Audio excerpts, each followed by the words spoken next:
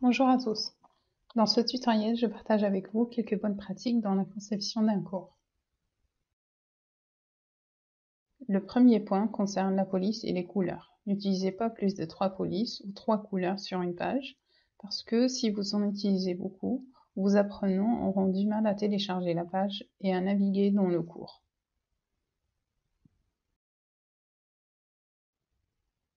La page du cours sert à présenter les sections de manière générale.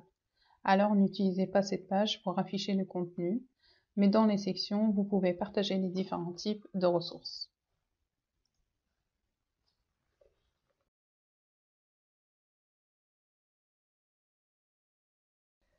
La case d'achèvement permet à l'étudiant de se repérer par rapport à sa progression dans le cours. Pour afficher la case d'achèvement, vous allez tout d'abord activer le mode édition. Disons que vous voulez ajouter une page par exemple.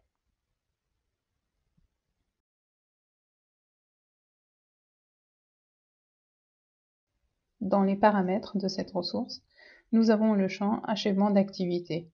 Et là, vous aurez 3 options.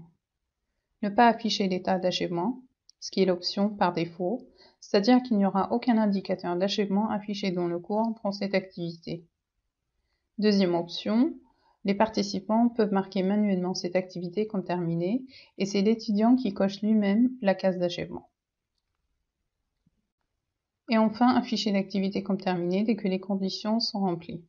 Et c'est là où l'enseignant choisit des critères et conditions d'achèvement d'une activité.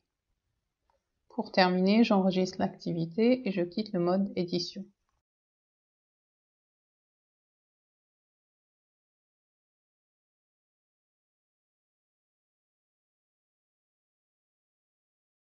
Dans l'entête du cours, l'enseignant partage normalement du texte, une image ou une vidéo. Il est conseillé d'utiliser une image, un dessin ou une vidéo de taille réduite. Cela permet aux étudiants de naviguer facilement dans votre cours, contrairement à l'usage de grandes photos comme celle-ci. Au début, ça fait beau, mais quand on navigue dans le cours, on voit que cette photo s'affiche à chaque étape dans la navigation, et cela peut être gênant, même pour l'enseignant lui-même.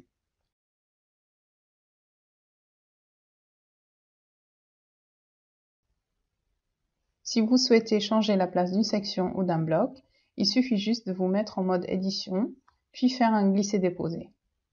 Moi, je vais déplacer le bloc navigation par exemple. Je vais glisser ce bloc et le déposer ici ou ici par exemple. Pareil pour les sections. Je maintiens le clic gauche sur cette croix et puis je fais un glisser-déposer.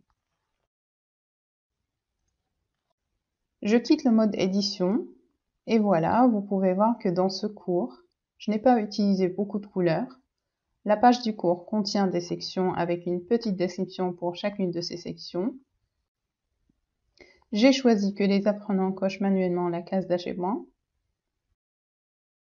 Et dans l'entête du cours, j'ai choisi d'ajouter une vidéo de taille réduite. J'espère que ces informations vous seront utiles dans la création de vos cours.